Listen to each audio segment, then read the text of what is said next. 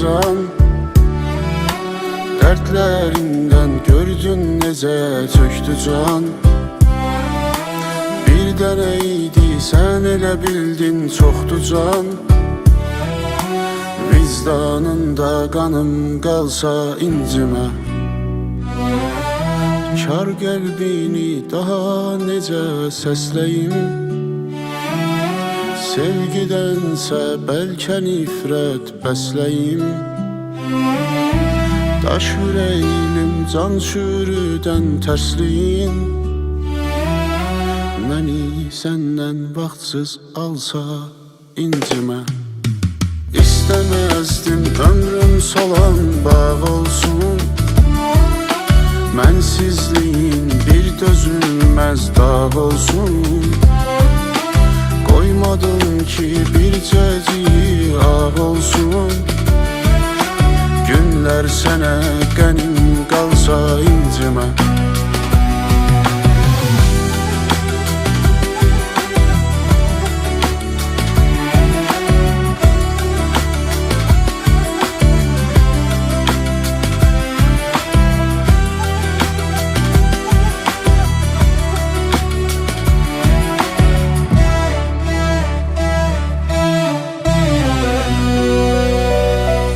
Eşidəndə dəyişmişəm dünyamı. Çiçəklərdə haray salsa incimə. Demirdinmi alacaqsan canımı. Ruhum getsə canım qalsa incimə. Yurdum yuvam oldu hara bilməzsən. Ürəyimi bir də qıra bilməzsən. Məzarıma yaxın dura bilməzsən. Məni cahan yola salsa incimə.